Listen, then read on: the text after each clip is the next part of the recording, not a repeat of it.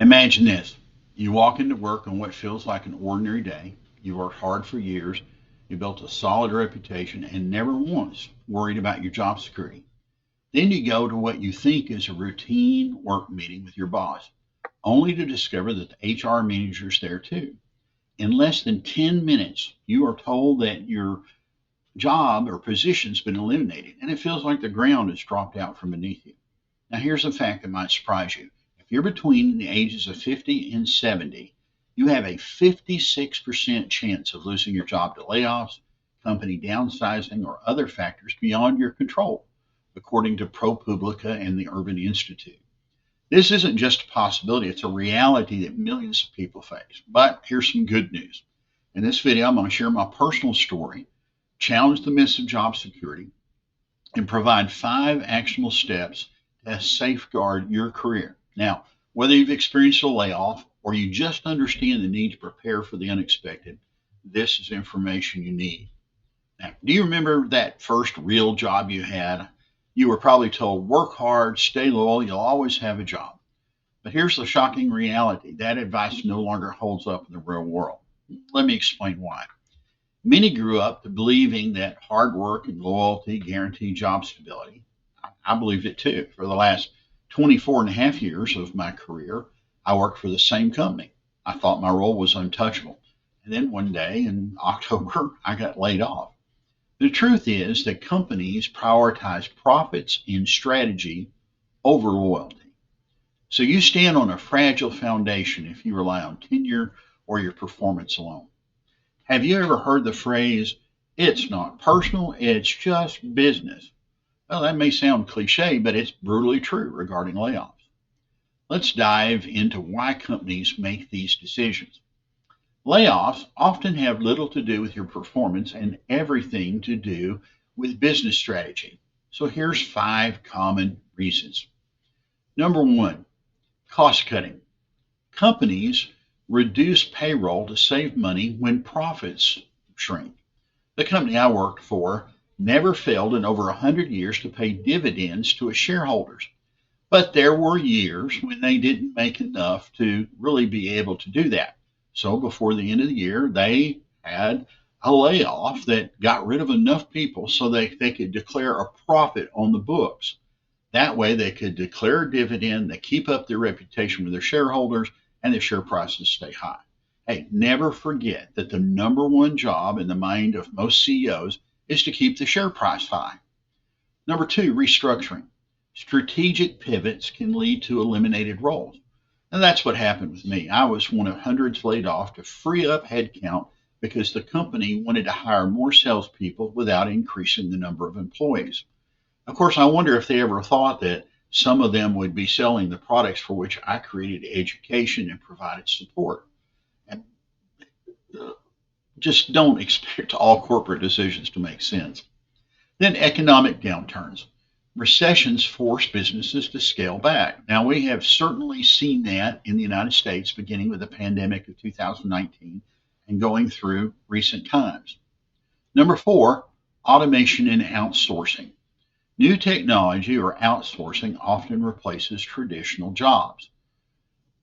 That's happened in most IT technology companies as some jobs move overseas where there's cheaper labor. And then number five, ageism. Ageism is illegal, but it's a known fact that workers over 50 are disproportionately affected, even though age discrimination is illegal. In some cases, it is a fact that older workers don't keep their skills current in a fast changing world with improvements in technology. But sometimes it's just really an excuse to get rid of older, higher paid workers to replace them with young graduates fresh out of college who can work for a fraction of the cost because they don't have all the family responsibilities of mortgages, etc. Understanding these reasons can help you prepare and stay ahead. Now, let's talk for a moment about the emotional impact of a layoff. It's not easy. Picture this, you're sitting at your desk like I am now, you're confident in your work when you get called into a meeting. You walk out unemployed. So what's your first thought? Well, for me, it was, this can't be happening. I didn't see this coming. I didn't have any clue. When I received my layoff notice, I was stunned. I thought I had done everything right. the shock kind of hit me like a tidal wave. Now, maybe you felt that same sense of belief or fear that it could happen to you, or friends have been laid off and gone through it. It's natural to feel disoriented. But here's the thing, that initial shock does not define you. What matters is how you respond. I think the first feeling is a worry about your financial survival. How long can you survive without your paycheck? Now, if that question makes your stomach drop, you're not alone. This is the fear that hits most of us after a layoff. After the shock wore off, the worry set in. How would I pay my bills? How would I support my family? How do I keep my home? How do I make the mortgage payments? And these thoughts are overwhelming, but they're also motivating. So even if you're not currently at risk, planning is the best way to protect yourself. So change your priorities if you have a job, but don't have 3 to 6 months of living expenses in the bank somewhere. Even if it takes a few years to get that, it'll give you a peace of mind.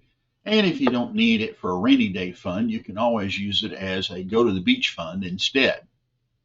But since most people are laid off at least twice in their career, I'm going to share 5 practical steps to help you prepare later in this video.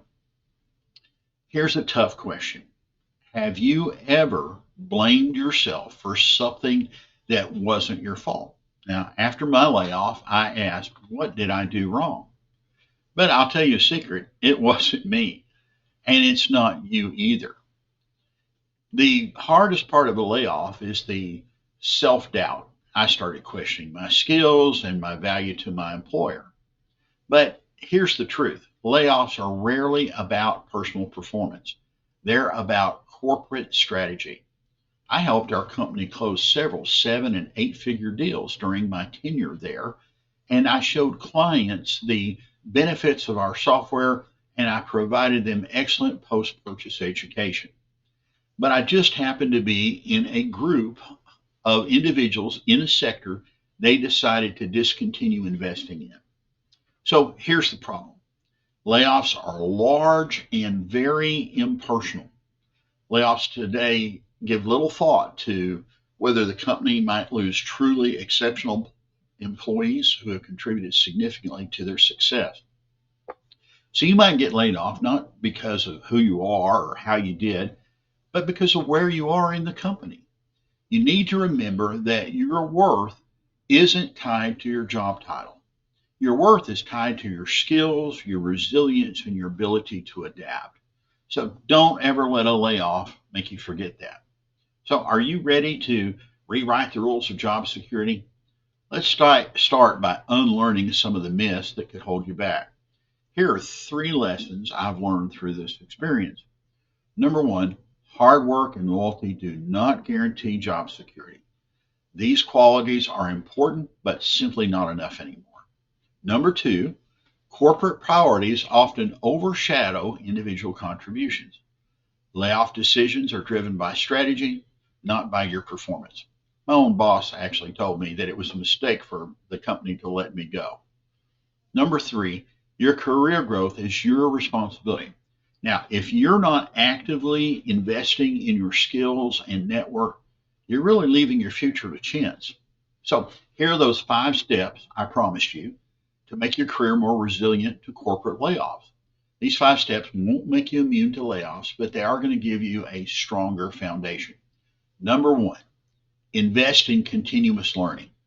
Every year, take 2 to 3 courses annually on platforms like udemy.com, that's udemy.com, to stay updated with industry trends. Now, if you don't know about udemy.com, check it out. You can explore, and by the way, I don't get compensated from them, but you can explore diverse subject matters and choose from broad disciplines. There's a lot of categories, so let me list a few for you. Business and entrepreneurship. Those are courses that involve management, finance, marketing, and strategy. Information and technology and software, which includes programming, cloud computing, cybersecurity, database administration, web development, user interface design.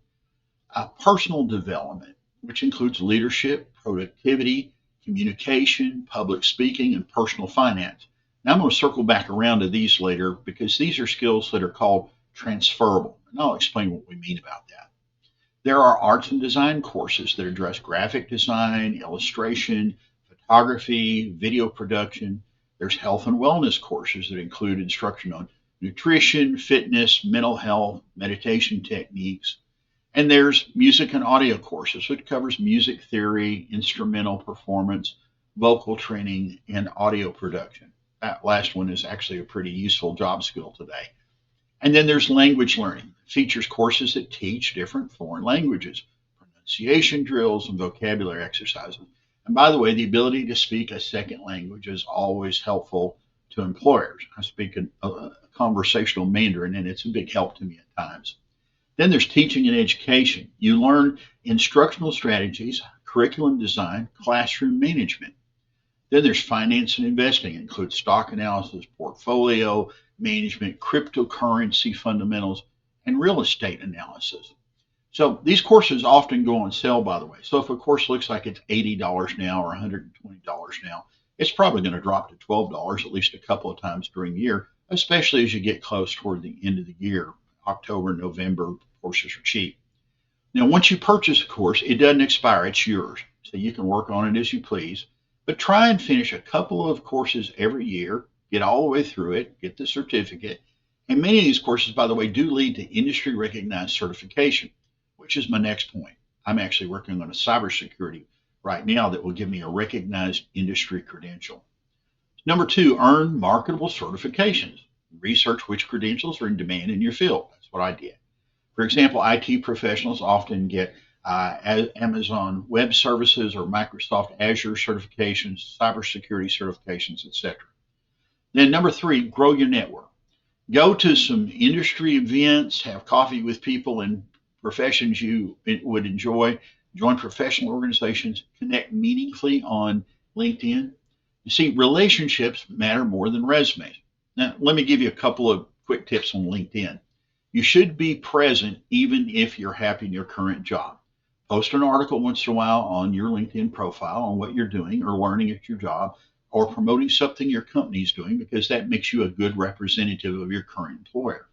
Now, LinkedIn features a lot of job offerings, and if you're looking for a new job, and the membership's free. Now, if you buy a paid membership, it has some special tools, like an AI that evaluates your resume and tells you whether you're an ideal candidate for a job, or actually lets you know about jobs for which you would be the perfect applicant. And it also promotes you more to those prospective companies. But here's the shocking truth. Only 20% of people who use LinkedIn to apply for jobs get their jobs from applying to companies on LinkedIn. Meanwhile, the other 80% of people find jobs through networking. In other words, they know someone who knew someone else who works at a company with openings. So it's important to cultivate those relationships. Now, applying online is perfectly fine if you see a career opportunity you really want to pursue. But there's a trick. You can go out to perplexity.ai, research the company, find its key personnel, look for the hiring or HR manager and CEO if that information is not on LinkedIn for you, and then introduce yourself, provide a resume to those people directly, because that gives you a better chance of being screened. Whereas if you apply online, you go as a row of data in a database and maybe nobody notices you. And make sure you also connect on LinkedIn with everyone from your past jobs with whom you had a favorable relationship. Then you can connect to their business contacts. So this networking tool makes you more resilient and available to a new opportunity. Recruiters are constantly scanning LinkedIn to find people with the right talent sets. So make sure your profile is up to date and maybe use AI to phrase it properly.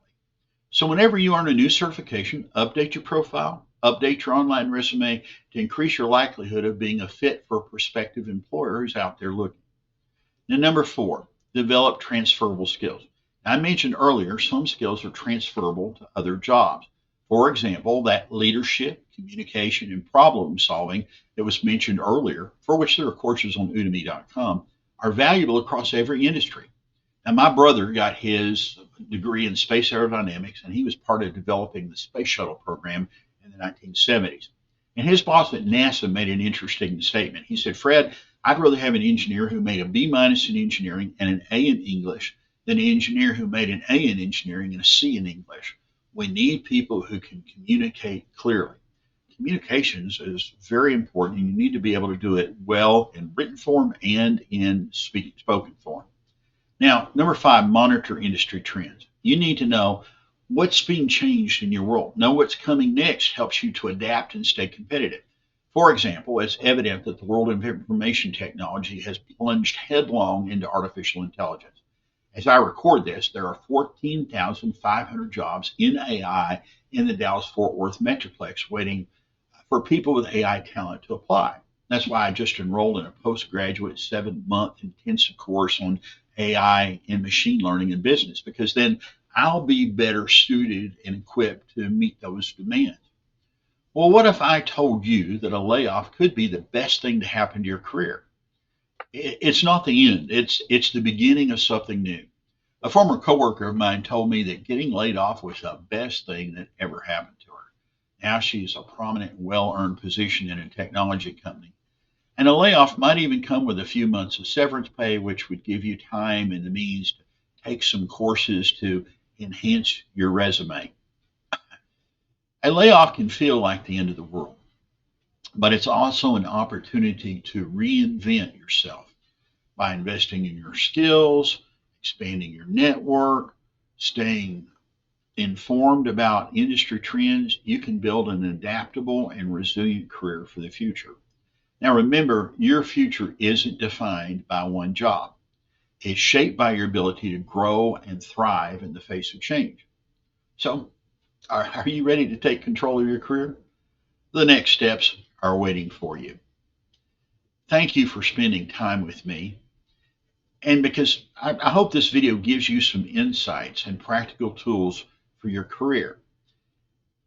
If you've recently been laid off or have ideas that one might be in your future, then click the link to watch my next video called The First 5 Things to Do When You Lose Your Job. And please don't forget to hit subscribe. That helps this channel so I can continue making helpful videos for people. This channel focuses not only on job things or career challenges, but the other challenges of your maturing years, where personal health care is more crucial than ever. You might have to care for aging parents while finishing raising your kids, and you're securing your financial future. All these and more subjects for your life beginning at 50 are the focus of this channel. So the future is never certain, but together we'll face the future with confidence.